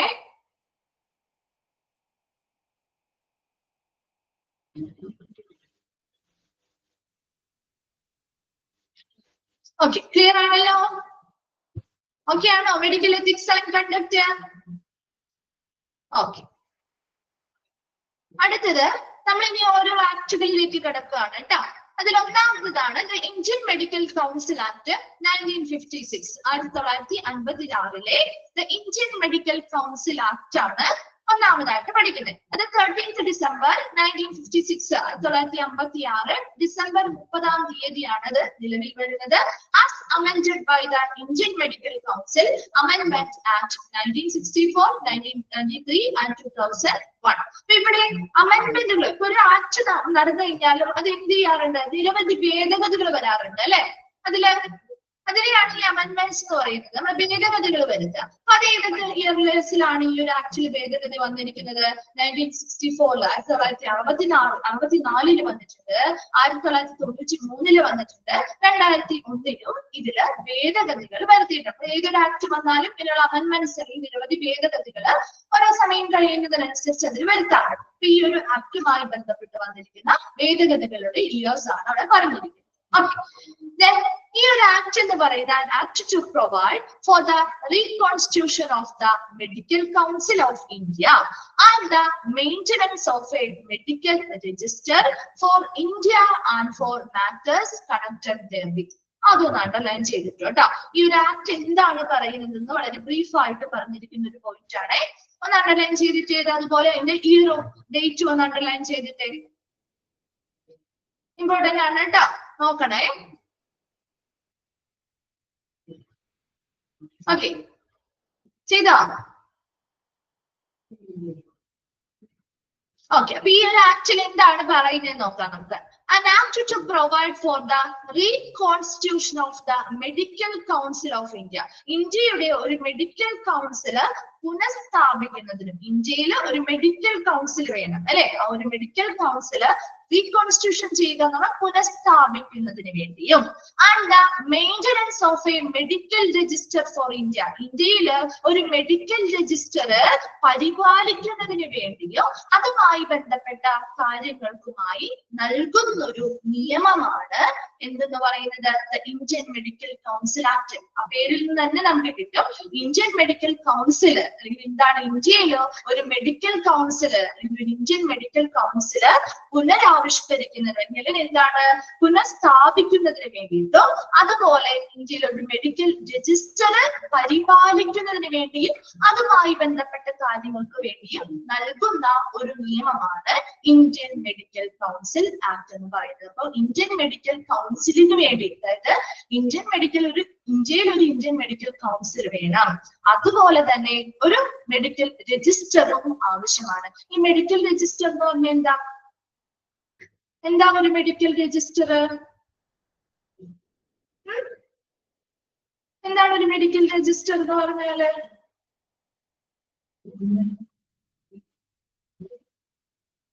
എന്തിനാണ് ഒരു മെഡിക്കൽ രജിസ്റ്ററിൽ ആരാ രജിസ്റ്റർ ചെയ്യുന്നേ?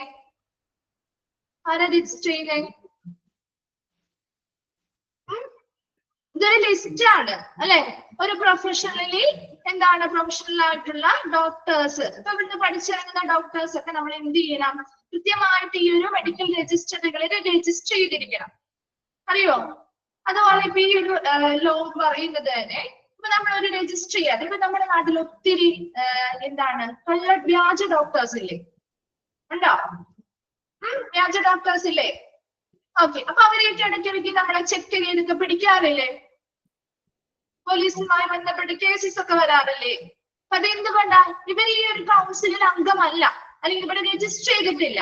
അപ്പൊ അങ്ങനെ രജിസ്റ്റർ ചെയ്യാത്തത് കൊണ്ടാണ് അവർ വ്യാജ ഡോക്ടേഴ്സ് വിളിക്കുന്നത്. കാരണം അവർക്ക് അതിനുള്ള സർട്ടിഫിക്കേഷനോ കാര്യങ്ങളോ ഉണ്ടാവില്ല. അപ്പൊ സർട്ടിഫിക്കേഷൻ ഉണ്ട്. ഇപ്പൊ ഒരു ഡോക്ടറായിട്ട് അവിടെ സർട്ടിഫൈഡ് ആയിട്ടുള്ള ഒരു പേഷ്യന്റ് പേഴ്സൺ ആണെങ്കിൽ അവർ സ്വാഭാവികമായിട്ടും ഈ ഒരു മെഡിക്കൽ രജിസ്റ്ററിൽ രജിസ്റ്റർ ചെയ്തിട്ടുണ്ടാവും. അവരുടെ പേരും അവരുടെ ആ ഒരു ഐഡിയും കാര്യങ്ങളും വെച്ച് അവർക്ക് രജിസ്റ്റർ ചെയ്ത് ഒരു രജിസ്ട്രേഷൻ നമ്പറും കാര്യങ്ങളും ഉണ്ടാവും. അത് വെച്ചാണ് അവർ പിന്നീടുള്ള പ്രാക്ടീസ് നടത്തുന്നത്. എന്നാൽ നമ്മുടെ രാജ്യങ്ങളിൽ ചില ആളുകൾ അങ്ങനെയുള്ള നമ്പേഴ്സോ കാര്യങ്ങളോ ഒന്നുമില്ലാതെ രജിസ്റ്റർ ചെയ്യാതെ പ്രവർത്തിക്കുന്നത് കൊണ്ടാണ് അങ്ങനെയുള്ള വ്യാജ രീതിയിലുള്ള കാര്യങ്ങളൊക്കെ നടക്കുന്നത്. ഇതൊക്കെ ഈ ഒരു ആക്ടിന് കീഴിൽ വരുന്നതാണ്. അപ്പൊ അങ്ങനെയുള്ള കാര്യങ്ങളൊന്നും ഈ ആക്ട് അനുവദിക്കുന്നില്ല. മനസ്സിലാവുന്നുണ്ടോ? അങ്ങനെയൊക്കെയുള്ള കാര്യങ്ങളൊന്നും ആലോചിച്ച് കണക്ട് ചെയ്താൽ നിങ്ങൾക്ക് കുറച്ചും കൂടി എളുപ്പമായിട്ട് കിട്ടും കേട്ടോ. ഈ ഒരു ആക്ടിൽ പറയുന്നത് ഒരു ഇന്ത്യൻ മെഡിക്കൽ കൗൺസില് റീകോൺസ്റ്റിറ്റ്യൂഷൻ നടത്താൻ പുനഃസ്ഥാപിക്കുക. അതോടൊപ്പം തന്നെ ഇന്ത്യയിൽ ഒരു മെഡിക്കൽ രജിസ്റ്റർ പരിപാലിക്കുന്നതിന് വേണ്ടിയും അതുമായി ബന്ധപ്പെട്ട കാര്യങ്ങൾക്കും നൽകുന്ന ഒരു നിയമമാണ് ഇന്ത്യൻ മെഡിക്കൽ കൗൺസിൽ ആക്ട് 1956 എന്ന് പറയുന്നത്. ക്ലിയർ ആണോ അത്? അപ്പൊ ഇനി ക്ലിയർ ആണോ? അപ്പൊ ഇത് ശരിക്കും ഈ ഒരു ആക്ടിൽ പറയുന്നത് ഈ പറയുന്ന മെഡിക്കൽ പ്രൊഫഷനുമായി ബന്ധപ്പെട്ട ഒത്തിരി കാര്യങ്ങള് ആരുടെ അധികാരമായിട്ടാണ് കൊടുക്കുന്നത്, അല്ലെങ്കിൽ ആർക്കാണ് അതിന്റെ അധികാരം കൊടുക്കുന്നത്? ഇന്ത്യയിലെ ഇങ്ങനെയുള്ള മെഡിക്കൽ പരമായിട്ടുള്ള കാര്യങ്ങള്, അല്ലെങ്കിൽ ഹോസ്പിറ്റൽ പരമായിട്ടുള്ള ഇങ്ങനെയുള്ള പ്രൊഫഷണൽ പരമായിട്ടുള്ള കാര്യങ്ങള് നടപ്പിലാക്കാനുള്ള ഒരു അധികാരം ഇന്ത്യൻ മെഡിക്കൽ കൗൺസിലിന് ആ ഒരു പവർ നൽകുന്നതാണ് ഈ ആക്ടിലൂടെ. ആ ഒരു ആക്ട് അവർക്കാണ് ആ ഒരു അധികാരം നൽകുന്നത്. അവർക്ക് ആ ഒരു അധികാരം ഇവര് നൽകിയിരിക്കും. ഇങ്ങനെയുള്ള മെഡിക്കൽ രജിസ്റ്ററുകൾ പരിപാലിക്കണം. അതുപോലെ കൃത്യമായിട്ട് ആ ഒരു മെഡിക്കൽ കൗൺസിൽ ഓഫ് ഇന്ത്യ നല്ല രീതിയിൽ അവിടെ പുനഃസ്ഥാപിച്ച് നടന്നു വരണം. അങ്ങനെയുള്ള രീതിയിലുള്ള കാര്യങ്ങളാണ് ഈ ആക്ടിലൂടെ പ്രധാനമായിട്ട് പറയുന്നത്. ഈ ആക്ട് എന്ത് ചെയ്യുന്നു? ഇന്ത്യൻ മെഡിക്കൽ കൗൺസിലിന് അതിന്റെ ആ ഒരു അധികാരം നൽകുകയാണ് ചെയ്യുന്നത്. അപ്പൊ അതിന് എന്തൊക്കെ കാര്യങ്ങൾ ചെയ്യാൻ പറ്റും? ഒരു മെഡിക്കൽ രജിസ്റ്റർ സൃഷ്ടിക്കാനായിട്ട് ഇവരെ അധികാരം എടുത്തു. അപ്പൊ എന്തൊക്കെയാണ് മെഡിക്കൽ കൗൺസിലിനുള്ള അധികാരങ്ങൾ കൊടുത്തിരിക്കുന്നതാണ് പറയുന്നത് നിയമപ്രകാരം. അപ്പൊ ആ ഒരു മെഡിക്കൽ രജിസ്റ്റർ ഇന്ത്യയില് എന്ത് ചെയ്യണം? കൊണ്ടുവരാനായിട്ട് അല്ലെങ്കിൽ സൃഷ്ടിക്കാനായിട്ട് ഒരു അധികാരം നൽകുന്നുണ്ട്. ഓക്കെ, അപ്പൊ അതൊരു ശരിക്കും ഒരു ലിസ്റ്റ് ആണ്. നമ്മുടെ ക്വാളിഫൈഡ് ആയിട്ടുള്ള മെഡിക്കൽ പ്രൊഫഷണലുകളുടെ ഒരു പട്ടിക അല്ലെങ്കിൽ ഒരു ലിസ്റ്റ് ആണ് ഈ മെഡിക്കൽ രജിസ്റ്റർ എന്ന് പറയുന്നത്. അപ്പൊ നമ്മുടെ ഓരോ ഡോക്ടേഴ്സും പാസ് ഔട്ട് ആകുമ്പോൾ അവർ ഈ മെഡിക്കൽ രജിസ്റ്ററുകളിൽ രജിസ്റ്റർ ചെയ്യും കേട്ടോ. അപ്പൊ രജിസ്റ്റർ ചെയ്തിട്ടാണ് അവർ മറ്റു പ്രാക്ടീസ് കാര്യങ്ങൾ ചെയ്യുക. ഇനി രണ്ടാമത്തത്, ഇപ്പൊ നമ്മുടെ ഇവിടുത്തെ മെഡിക്കൽ കോളേജുകളൊക്കെ ഇല്ലേ, നമ്മുടെ ഇന്ത്യയിലെ മെഡിക്കൽ കോളേജുകളൊക്കെ ഇല്ലേ, അപ്പൊ അത് സ്ഥാപിക്കാനായിട്ട് അപ്പൊ ഈ ഒരു ആക്ട് പ്രകാരം നമ്മുടെ ഇന്ത്യൻ മെഡിക്കൽ കൗൺസിലിനാണ് ഈ മെഡിക്കൽ കോളേജുകളെ സ്ഥാപിക്കാൻ, അതുപോലെ മെഡിക്കൽ കോളേജുകളെ നടത്തിപ്പ്, അതുപോലെ മെഡിക്കൽ കോളേജുകളിലെ സീറ്റുകളുടെ ലഭ്യമായിട്ടുള്ള സീറ്റുകളുടെ എണ്ണം, ഇങ്ങനെയുള്ള എല്ലാ കാര്യങ്ങളും, അതുപോലെ ഇതുമായി ബന്ധപ്പെട്ട് മെഡിക്കൽ കോളേജുകളുമായി ബന്ധപ്പെട്ട് മെഡിക്കൽ എഡ്യൂക്കേഷൻസ് നടക്കുന്നുണ്ട് അല്ലേ, മെഡിക്കൽ എഡ്യൂക്കേഷൻസ് നടത്തുന്നില്ലേ? അപ്പൊ അങ്ങനെയുള്ള എല്ലാ കാര്യങ്ങളുമായി ബന്ധപ്പെട്ട സ്റ്റാൻഡേർഡ്സ് അല്ലെങ്കിൽ മാനദണ്ഡങ്ങൾ സ്ഥാപിക്കാനും അത് പരിപാലിക്കാനും മെയിൻറ്റെയിൻ ചെയ്ത് കൊണ്ടുപോകാനൊക്കെ ഉള്ള ഉത്തരവാദിത്തം ഈ ആക്ട് പ്രകാരം ആർക്കാ കൊടുത്തിരിക്കുന്നത്? ഈ ആക്ട് പ്രകാരം ആർക്കാ കൊടുത്തിരിക്കുന്നത്? ഇന്ത്യൻ മെഡിക്കൽ കൗൺസിലിനാണ് നൽകിയിരിക്കുന്നത്. മനസ്സിലാവുന്നുണ്ടോ? പറയുന്ന അതൊന്നും ഫുള്ളും ഇവിടെ കൊടുത്തിട്ടില്ല. ജസ്റ്റ് നിങ്ങൾക്ക് അത് അല്ലാതെ പറഞ്ഞാൽ മനസ്സിലാവില്ല. അതുകൊണ്ട് എനിക്ക് പറഞ്ഞു തരുന്നത് കേട്ടോ. അപ്പൊ ഇന്ത്യൻ മെഡിക്കൽ കൗൺസിലാണ് ഈ പറയുന്ന എല്ലാ അധികാരങ്ങളും ഈ നിയമപ്രകാരം കൊടുത്തിരിക്കുന്നത്. അപ്പൊ ഈ ആ ഒരു നിയമപ്രകാരം അവർക്ക് അധികാരമുണ്ട്. അവർക്ക് ഈ പറയുന്ന മെഡിക്കൽ രജിസ്റ്ററുകൾ കൃത്യമായിട്ട് സൃഷ്ടിക്കാനും അത് മെയിൻറ്റെയിൻ ചെയ്ത് കൊണ്ടുപോകണം, മെഡിക്കൽ കോളേജുകൾ സ്ഥാപിക്കാം, അതുമായി ബന്ധപ്പെട്ട എല്ലാ പ്രവർത്തനങ്ങളും മെഡിക്കൽ എഡ്യൂക്കേഷൻസ് ആവാം, അല്ലെങ്കിൽ ലഭ്യമായിട്ടുള്ള സീറ്റുകളുടെ എണ്ണം എത്ര വേണം, അതുപോലെ അതിന്റെ നടത്തിപ്പ്, ഇങ്ങനെയുള്ള എല്ലാ കാര്യങ്ങളുമായി ബന്ധപ്പെട്ട് സ്റ്റാൻഡേർഡ്സ് കൊണ്ടുവരാനും അത് കൃത്യമായിട്ട് മെയിൻറ്റെയിൻ ചെയ്ത് കൊണ്ടുപോകാനുള്ള ഒരു ഉത്തരവാദിത്തം ഇന്ത്യൻ മെഡിക്കൽ കൗൺസിലിനാണ് ഈ നിയമപ്രകാരം കൊടുക്കുന്നത്. ഓക്കെ, അപ്പൊ ഈ അതുപോലെ തന്നെ മെഡിക്കൽ പ്രാക്ടീഷണേഴ്സ് ഈ നിയമപ്രകാരം കൃത്യമായിട്ട് എവിടെ മെഡിക്കൽ രജിസ്റ്ററുകളിൽ രജിസ്ട്രേഷൻ ചെയ്തിരിക്കണം എന്ന് പറയുന്നുണ്ട്. അതുപോലെ തന്നെ ഇപ്പൊ എന്തെങ്കിലും എന്താണ് ഇപ്പൊ പറയുന്ന പോലെ നമുക്ക് അങ്ങനെയുള്ള കാര്യങ്ങൾ, അതായത് രജിസ്റ്റർ ചെയ്യാതെ അവിടെ എന്തെങ്കിലുമൊക്കെ പ്രവർത്തനങ്ങൾ ആ ഡോക്ടേഴ്സ് നടത്തുന്ന മറ്റു ഡോക്ടേഴ്സ് വ്യാധികൾ നടത്തുന്നുണ്ടെങ്കിൽ അതെല്ലാം ഈ നിയമം വഴി തടയുകയും ചെയ്യുന്നുണ്ട്. അപ്പൊ അങ്ങനെ രജിസ്റ്റർ ചെയ്തവർക്ക് മാത്രമേ ഈ പറയുന്ന പ്രവർത്തനങ്ങൾ അല്ലെങ്കിൽ പ്രാക്ടീസുകൾ നടത്താൻ പാടുള്ളൂ എന്നത് ഈ നിയമത്തിൽ പറയുന്നുണ്ട്. ക്ലിയർ ആണോ?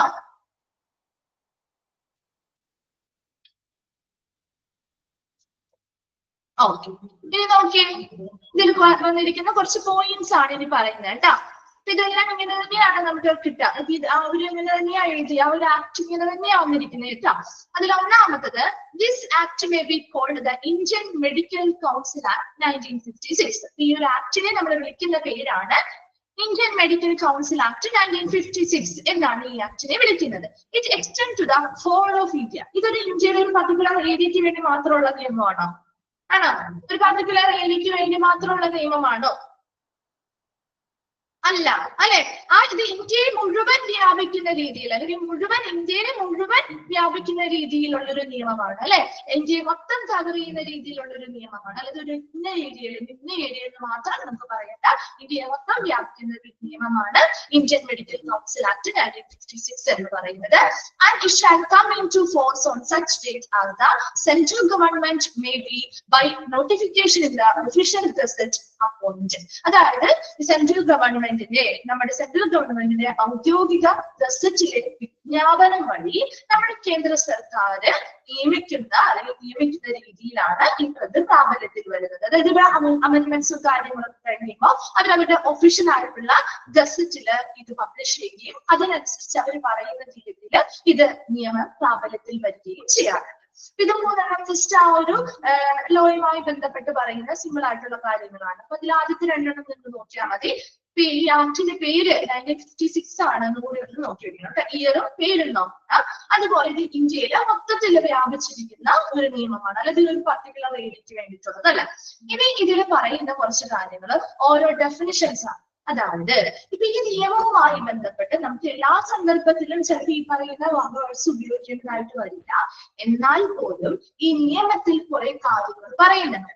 അതിൽ ഓരോ ടേംസും എന്തിനെ സൂചിപ്പിക്കുന്നു എന്നതാണ് ഇനി താഴെ ഓരോന്നും ലിസ്റ്റ് ചെയ്ത് പറഞ്ഞിരിക്കുന്നത്. ഈ നിയമത്തിൽ ഉൾപ്പെടുന്ന കുറെ കാര്യങ്ങളുണ്ട്. അത് ഓരോന്നും എന്തിനെ സൂചിപ്പിക്കുന്നതാണ് എന്നാണ് ഈ പറയുന്ന ഡെഫിനിഷൻ കേട്ടോ. അതിൽ ഒന്നാമത്തതാണ്, കുറെയൊക്കെ നമുക്ക് വായിച്ച മനസ്സിലാവുന്നതാണ്. കുറച്ച് അധികം ഇല്ല, ഈ ലോയൊന്നും അധികം ഇല്ല, കുറച്ച് കാര്യങ്ങളുള്ളൂ, പക്ഷെ നമുക്ക് വായിച്ചാൽ മനസ്സിലാവുന്ന കാര്യങ്ങളാണ്. അതിൽ ഒന്നാമത്തത് അപ്രൂവ്ഡ് ഇൻസ്റ്റിറ്റ്യൂഷൻ. ഒരു അപ്രൂവ്ഡ് ഇൻസ്റ്റിറ്റ്യൂഷൻ, ഒരു അംഗീകൃത സ്ഥാപനം എന്ന് ഈ ഒരു നിയമത്തിൽ പറയുന്നത് എന്തിനെയാണ് സൂചിപ്പിക്കുന്നത് നോക്കി.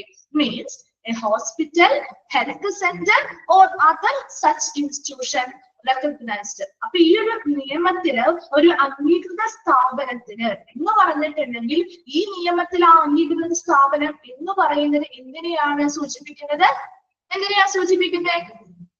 ഒരു അപ്രൂവ്ഡ് ഇൻസ്റ്റിറ്റ്യൂഷൻ അല്ലെങ്കിൽ അംഗീകൃത സ്ഥാപനം എന്നാൽ എന്താണ് ഈ ഒരു നിയമം വഴി ഉദ്ദേശിക്കുന്നത്?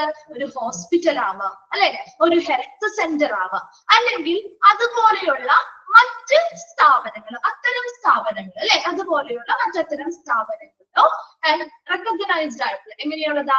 അംഗീകൃതമായിട്ടുള്ള, അല്ലെ? അംഗീകൃതമായിട്ടുള്ള ഹോസ്പിറ്റലുകളോ ഹെൽത്ത് സെന്ററുകളോ അല്ലെങ്കിൽ അത്തരം മറ്റു സ്ഥാപനങ്ങളെയോ ആണ് ഈ നിയമത്തിൽ അപ്രൂവ്ഡ് ഇൻസ്റ്റിറ്റ്യൂഷൻ എന്ന് പറയുന്നത്. കിട്ടിയോ? അപ്രൂവ്ഡ് ഇൻസ്റ്റിറ്റ്യൂഷൻ ഏതാണെന്ന് കിട്ടിയോ? അപ്പൊ ചോദിക്കാവുന്ന ഒരു ഭാഗമാണ് കേട്ടോ. അപ്രൂവ്ഡ് ഇൻസ്റ്റിറ്റ്യൂഷൻ എന്ന് വെച്ചാൽ എന്താണ് ഉദ്ദേശിക്കുന്നത്? അംഗീകൃതമായിട്ടുള്ള, റെക്കഗ്നൈസ്ഡ് ആയിട്ടുള്ള ഏതെങ്കിലും ഹോസ്പിറ്റലുകളോ ഹെൽത്ത് സെന്ററുകളോ അല്ലെങ്കിൽ അത്തരം സ്ഥാപനങ്ങളെയോ ആണ് നമ്മൾ അപ്രൂവ്ഡ് ഇൻസ്റ്റിറ്റ്യൂഷൻ എന്ന് ഈ നിയമപ്രകാരം ഉദ്ദേശിക്കുന്നത്. രണ്ടാമത് by a university. By a university എന്നാൽ as a institution in which a person may undergo the training if any required by his course of study before the award of any medical qualification to him. എന്ന് വെച്ചാൽ എന്താ? ഇപ്പൊ doctors ആണെങ്കിലും അവരുടെ ഇപ്പൊ നമ്മുടെ എന്താണെങ്കിലും ഇപ്പൊ നമ്മുടെ ഇന്റേൺഷിപ്പ് ഒക്കെ ചെയ്യില്ലേ? ഇപ്പൊ നമ്മുടെ കോഴ്സ് കഴിയുന്നതിന് മുൻപ് നമ്മൾ ട്രെയിനിങ്ങിനൊക്കെ പോകുമല്ലേ? അതായത് മെയിൻ ആയിട്ട് അവരുടെ മെഡിക്കൽ ക്വാളിഫിക്കേഷൻ അവർ പൂർത്തിയാക്കിയിട്ടില്ല. അവരുടെ മെഡിക്കൽ സ്റ്റഡി നടന്നുകൊണ്ടിരിക്കുകയാണ്, പഠനം നടന്നുകൊണ്ടിരിക്കുകയാണ്. അവർ ആ ഒരു കോഴ്സ് ഓഫ് സ്റ്റഡിയുടെ ഭാഗമായിട്ട് അവര് ട്രെയിനിങ് അറ്റൻഡ് ചെയ്യാൻ പോവാറില്ലേ? പരിശീലനങ്ങൾ നേടാൻ വേണ്ടിയിട്ട്. ആ ഇൻസ്റ്റിറ്റ്യൂഷനെയാണ് ഇവിടെ ബൈ എ യൂണിവേഴ്സിറ്റി എന്നതുകൊണ്ട് ഉദ്ദേശിക്കുന്നത് കേട്ടോ. അപ്പൊ യൂണിവേഴ്സിറ്റി എന്നൊരു വേർഡ് വേറെ പറയുന്നുണ്ട് നമ്മള്. ബൈ എ യൂണിവേഴ്സിറ്റി എന്ന് പറഞ്ഞാൽ ഇവിടെ ഉദ്ദേശിക്കുന്നത് ഒരു സ്ഥാപനം. ഏത് സ്ഥാപനമാണ്? ആ വ്യക്തി പരിശീലനം നേടുന്ന സ്ഥാപനം, അല്ലെ? അവര് പരിശീലനം നേടാവുന്ന ആ ഒരു ഇൻസ്റ്റിറ്റ്യൂഷനെയാണ് എന്തെന്ന് പറയുന്നത്? ബൈ എ യൂണിവേഴ്സിറ്റി എന്ന് ഉദ്ദേശിക്കുന്നത്. അത് പരിശീലനം നേടാവുന്ന എന്ന് പറഞ്ഞാൽ എപ്പോഴുള്ള പരിശീലനമാണെന്ന് പറയുന്നത് എടുത്തു പറയുന്നുണ്ട് കേട്ടോ. അങ്ങനെ പരിശീലനം നേടിയിട്ടുണ്ടെങ്കിൽ അത് എപ്പോഴാ? എപ്പോഴാണ് required by his course of study അല്ലെ, അവരുടെ ആ ഒരു പഠന കോഴ്സിന് ആവശ്യമായ ഒരു ട്രെയിനിങ് ആണ്, ഒരു പരിശീലനത്തിന്റെ ഭാഗമായിട്ടാണ് അവർ അവിടെ പോകുന്നത്. And before the award of any medical qualification degree, ഇവർക്ക് ആ ഒരു മെഡിക്കൽ ക്വാളിഫിക്കേഷൻ അവര് പാസ്സായിട്ടുണ്ടോ അല്ലെങ്കിൽ അത് അവർക്ക് ലഭ്യമായിട്ടുണ്ടോ? ആ യോഗ്യത അവര് നേടിയിട്ടില്ല, അല്ലെങ്കിൽ നമ്മുടെ എക്സാം ഒന്നും എഴുതി നമുക്ക് സർട്ടിഫിക്കറ്റ് ഒരു ക്വാളിഫിക്കേഷൻ അവർക്ക് കിട്ടിയിട്ടില്ല.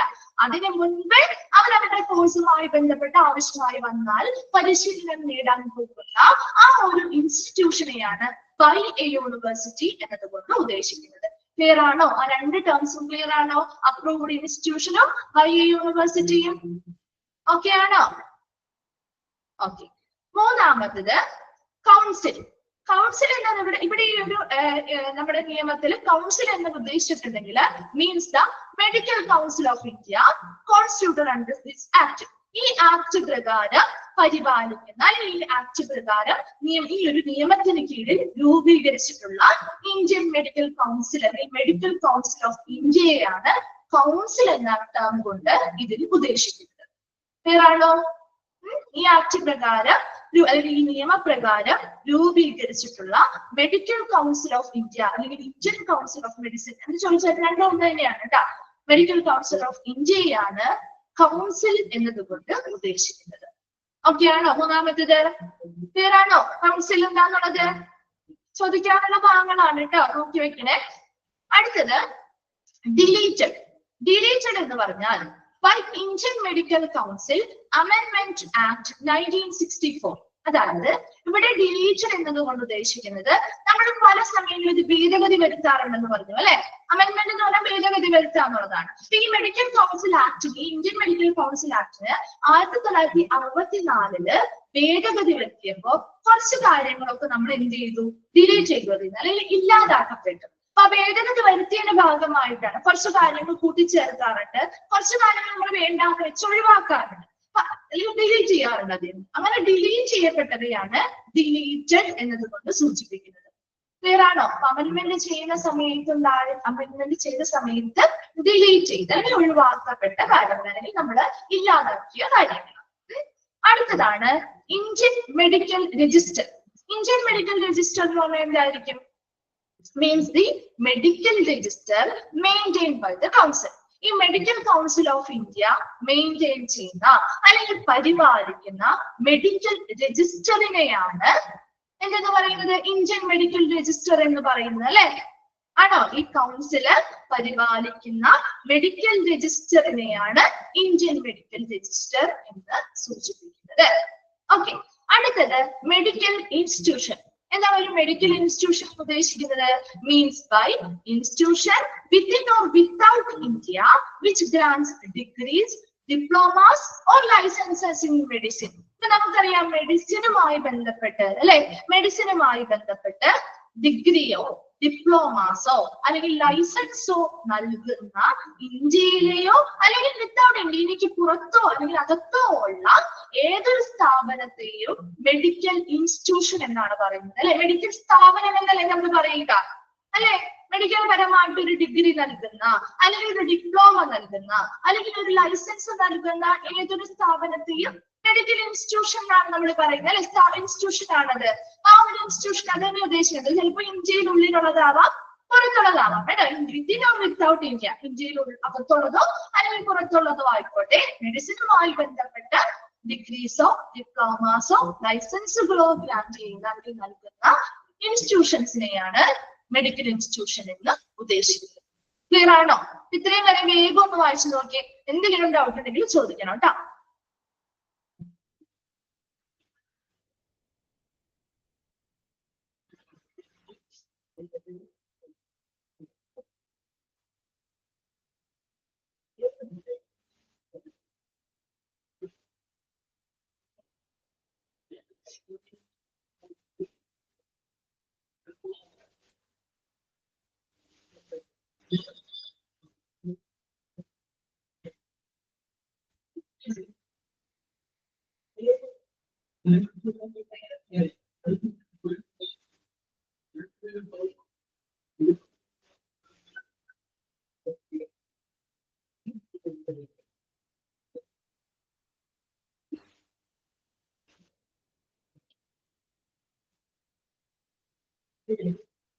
വായിച്ചു റിപ്ലൈ ചെയ്തേ.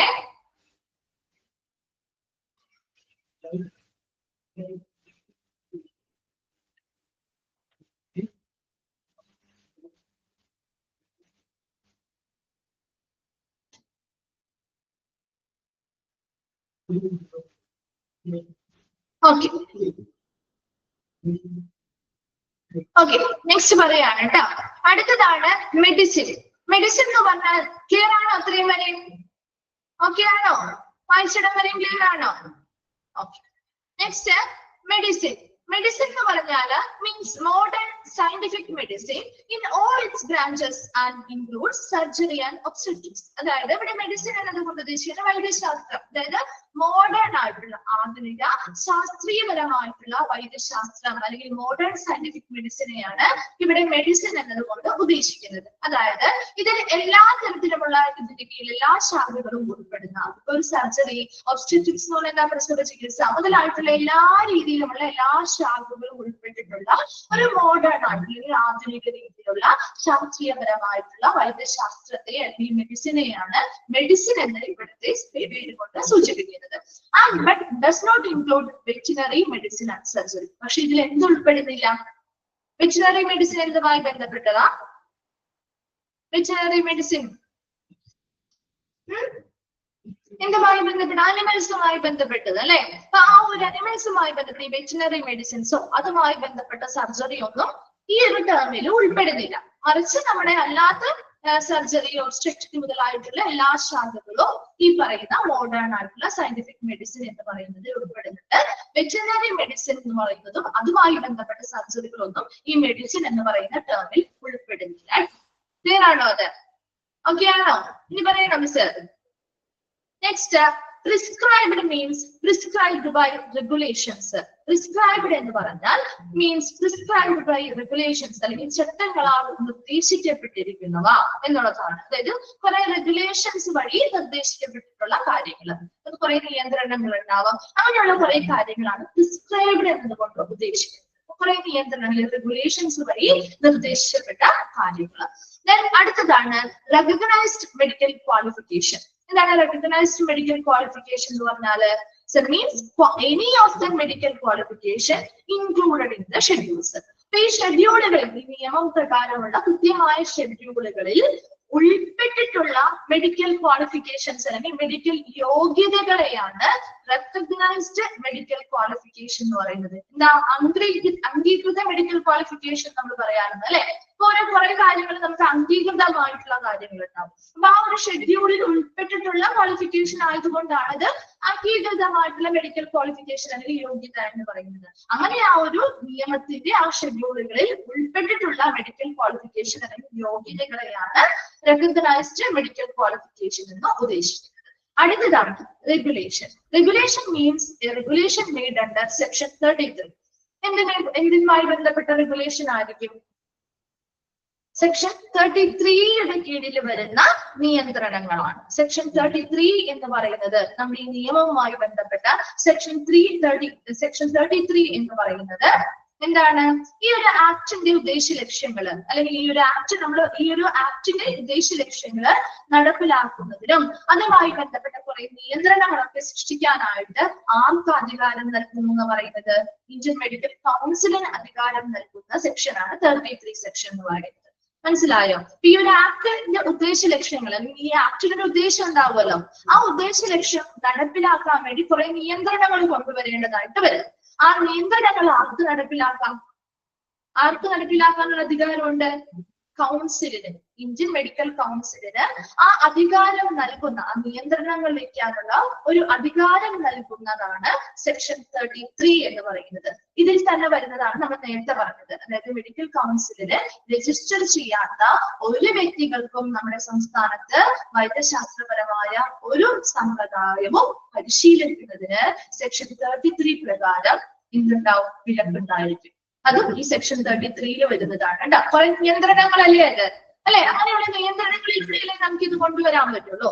ആ നിയന്ത്രണങ്ങളാണ് സെക്ഷൻ 33 പറയുന്നത് കേട്ടോ. ഈ ഒരു ആക്ടിന്റെ ഉദ്ദേശ ലക്ഷ്യങ്ങൾ നടപ്പിലാക്കുന്നതിന് വേണ്ടി എന്തൊക്കെ നിയന്ത്രണങ്ങൾ വേണമെങ്കിലും ആർക്ക് കൊണ്ടുവരാനുള്ള അധികാരം ഈ ഒരു സെക്ഷൻ വഴി കൊടുക്കുന്നുണ്ട്? കൗൺസിലിന് അധികാരം കൊടുക്കുന്നുണ്ട്. അതോടൊപ്പം തന്നെ മെഡിക്കൽ രജിസ്റ്ററിൽ രജിസ്റ്റർ ചെയ്യാത്ത ആ വ്യക്തികൾക്ക് യാതൊരു കാരണവശാലും നമ്മുടെ സംസ്ഥാനങ്ങളിൽ എന്ത് ചെയ്യാൻ പാടില്ല, ഈ വൈദ്യശാസ്ത്രപരമായും മെഡിക്കൽ പരമായിട്ടുള്ള യാതൊരുവിധ പരിശീലനങ്ങളും നടത്താനായിട്ടുള്ള പ്രവർത്തനം നടത്താനായിട്ടുള്ളൊരു അനുവാദവും ഈ സെക്ഷൻ 3 വഴി കൊടുക്കുന്നില്ല. അതിനൊരു വിലക്കും ഈ സെക്ഷൻ 33 പറയുന്നുണ്ട്. ക്ലിയർ ആണോ ഇത്? അങ്ങനെയുള്ള നിയന്ത്രണങ്ങളാണ് അതിൽ പറയുന്നത് കേട്ടോ. then അടുത്തത് state medical council. State medical council എന്താ ഉദ്ദേശിക്കുന്നത് നോക്കിയേ,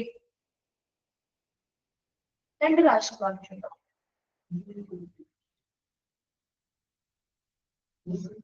Okay, the State Medical Council means a medical council constituted under any law for time being in force in any state, regulating the registration of practitioners of medicine. രണ്ട് പ്രാവശ്യം പറഞ്ഞിട്ടുണ്ട് അല്ലെ, repeat ചെയ്ത്. നിങ്ങളുടെ അങ്ങനെ തന്നെയാണോ കിടക്കുന്നത്? സോറി, സ്റ്റേറ്റ് മെഡിക്കൽ കൗൺസിൽ തന്നെയാണ് മിസ്സിന്റെ ലാണ്. Okay, first okay, State Medical Council means a medical council constituted under any law for the time being in force in any state, regulating the registration of practitioners of medicine. A State Medical Council എന്ന് പറഞ്ഞാൽ ഒരു medical council ആണ്, constituted under any law.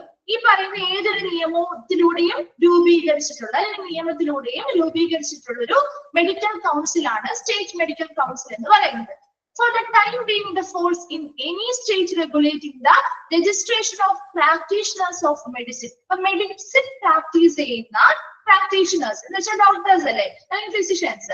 അങ്ങനെ medicine practice ചെയ്യുന്ന ആ പ്രാക്ടീഷണേഴ്സിന്റെ രജിസ്ട്രേഷനുമായി ബന്ധപ്പെട്ട കാര്യങ്ങൾ നിയന്ത്രിക്കുന്നതിന് വേണ്ടിയിട്ട് ഈ പറയുന്ന ഏതെങ്കിലും നിയമം വഴി രൂപീകരിച്ചിട്ടുള്ള ഒരു മെഡിക്കൽ കൗൺസിലിനെയാണ് സ്റ്റേറ്റ് മെഡിക്കൽ കൗൺസിൽ എന്ന് പറയുന്നത്.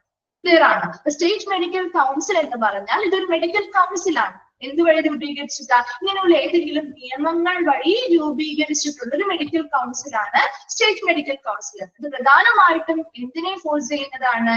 നമ്മുടെ മെഡിസിനുമായി ബന്ധപ്പെട്ടുള്ള നമ്മുടെ സ്റ്റേറ്റിലെ മെഡിസിനുമായി ബന്ധപ്പെട്ട പ്രാക്ടീഷണേഴ്സ് അവരുടെ രജിസ്ട്രേഷനുമായി ബന്ധപ്പെട്ട നിയന്ത്രണങ്ങൾ നോക്കി നടത്താനായിട്ട്, നിയന്ത്രണങ്ങൾ കൊണ്ടുവരാൻ വേണ്ടിയിട്ടുള്ള ഒരു മെഡിക്കൽ കൗൺസിലാണ് സ്റ്റേറ്റ് മെഡിക്കൽ കൗൺസിൽ എന്ന് പറയുന്നത്.